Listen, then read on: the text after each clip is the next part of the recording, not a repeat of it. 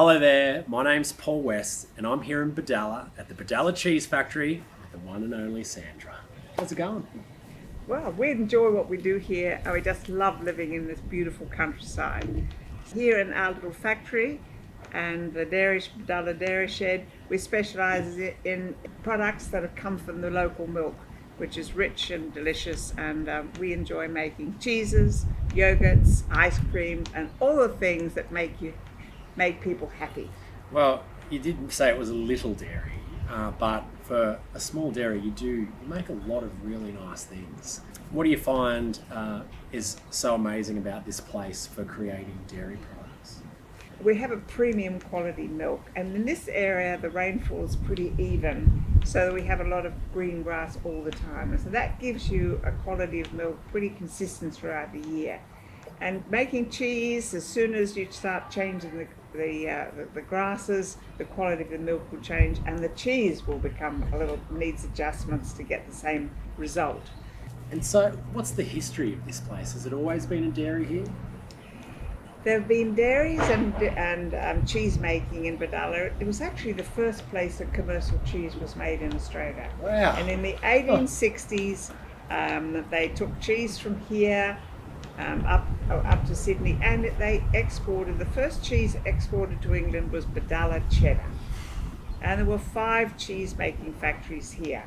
Because of the distance, and they could only transport milk for short distance, and of course it's so perishable, so they had little factories all the way around. So everywhere in Australia, this was the very first place that had a dairy industry, and that's because it's so suitable. So suitable, and with a fairly even rainfall. And the guy who set up this private town, Thomas Sutcliffe Moore, came from England, and he recognised that this had the right rainfall for dairy. And what about you, Sandra? Why Eurobodalla? Well, I'm a farm girl, and once you've been brought up on the farm and you appreciate the bush and the plants that grow in the bush, which are edible and we can use and enjoy and are so nutritious, I wanted to bring my past experience as a girl to this industry. So we specialise by introducing native plants into cheeses and into ice creams and I think that exploration will continue, and it's something that more people are going to enjoy and be aware of. And what's your number one flavoured ice cream that runs out the door? Well, we have one called Go Wild, which is very popular, and that's a lemon myrtle, honey and ginger ice cream. Ooh, very nice. And we're making ice creams just that stimulate your imagination and remind you that you're in a landscape that is just so rewarding. So we have one called Let's Go Diving, and that's made with seaweed, local seaweed. We have Let's Go Camping, and that we smoke the ice cream, the cream goes in it, and for Australia Day we serve it with a little burnt marshmallow on top, of course. Of course.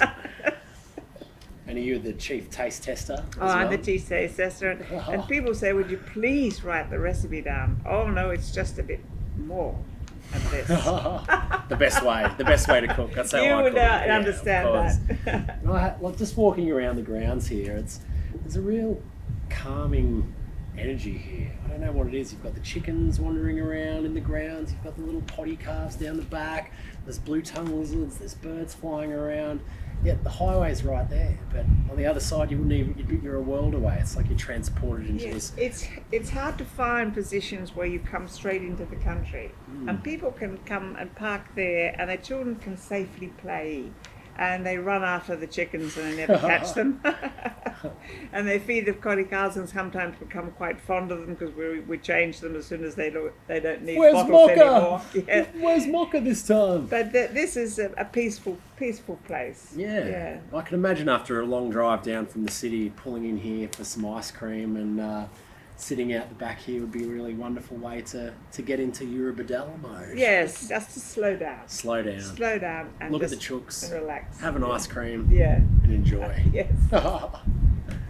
So, how many cheeses do you make? Well, at the moment we make 5, which we're selling here. Then we can always try with fresh cheeses, which I love. I love making labna. We mix native Australian plants from Northern Territory into that. It soaks into the oil, and that's delicious. We smoke halloumi with gum leaves, and so that's something that you can't really get anywhere else. And I think we're always open to trying new native plants, of which there are 7,000 which we can eat. So we go to market with a few more in the future. Well, I've sampled a few, and they were all amazing. I'm full of cheese and ice cream now. But I've still got enough room left just to cook something up with that smoked halloumi. Wow, we're looking forward to that. Yeah, I'm going to grill some zucchinis and cook up some of that halloumi and serve it up as a bit of a salad, I reckon.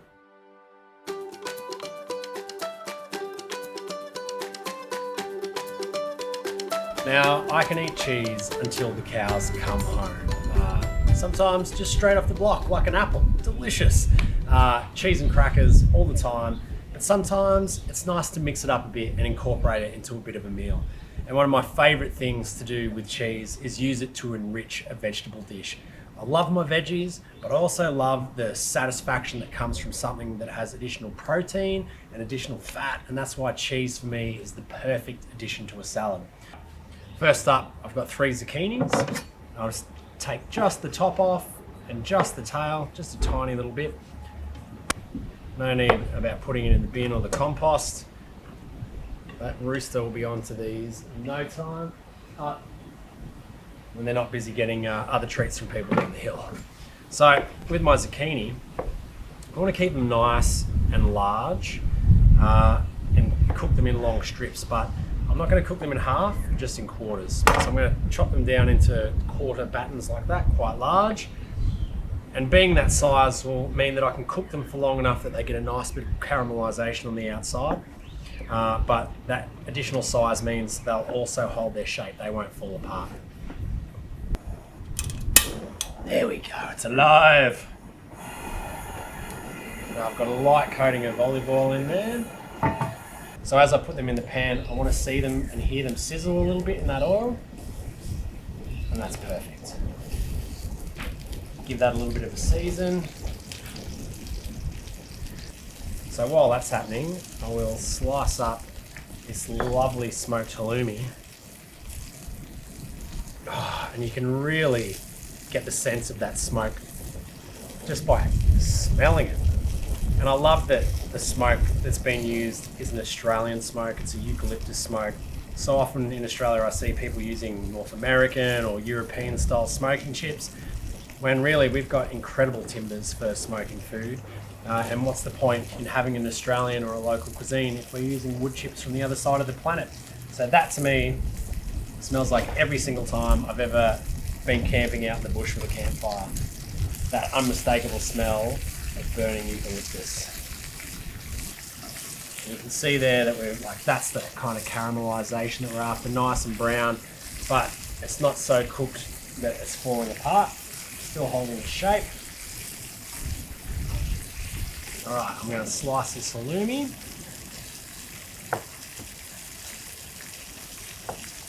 Now, similar to the zucchini, I like to keep my halloumi, about 1 to 2 centimeters thick for when you're frying it. If you go too thin, it melts before it gets a chance to get that really beautiful brown, crusty skin that we love with halloumi. So I like to keep it nice and thick. There we go. And after I'm finished with the zucchini, we'll fry that up and then we're nearly done.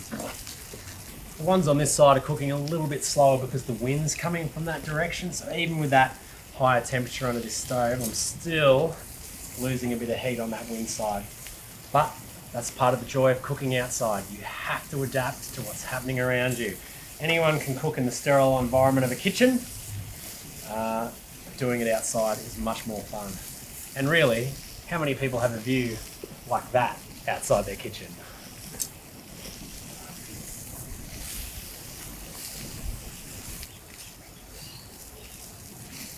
So while that zucchini is cooking, it's not taking up all the pan, I am going to start cooking the halloumi as well. Oh, yes.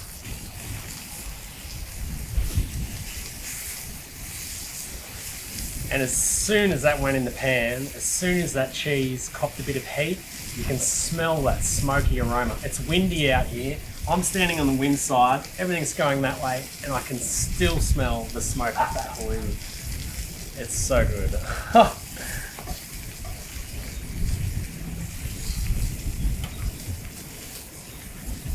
Oh, coming up nicely. Just lose a little bit of heat off there.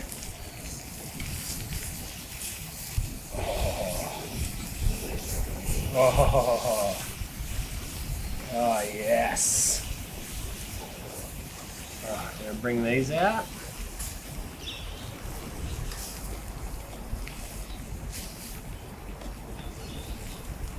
A little bit of salt over my zucchinis.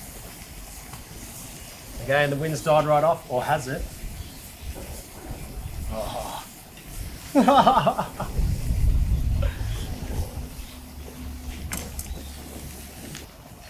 How satisfying is a piece of nicely grilled halloumi? As soon as you see that, your brain is just going, that is going to taste so good. I've never tried this cheese, but already I know, just looking at it, it's going to be amazing.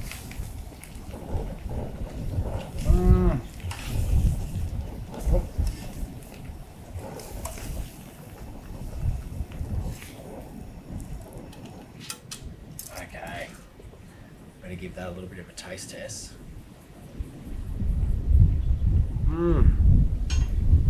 I've eaten a lot of halloumi, but that's the first time I've ever had smoked halloumi, and it is sensational.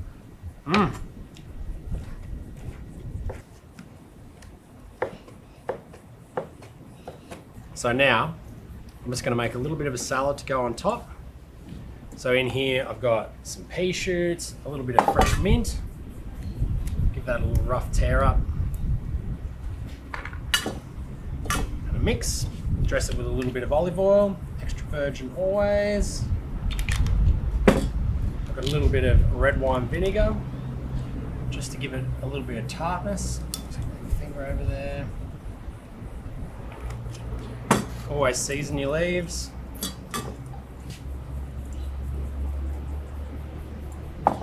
I'll arrange that.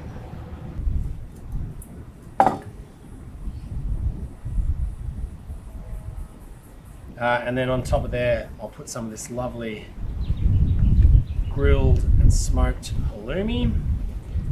And just as one final touch, I always like to add a little bit of texture to my salads for something a little bit of crunch. And so I'm going to use these lovely almonds, just roughly chopped. Maybe a couple more.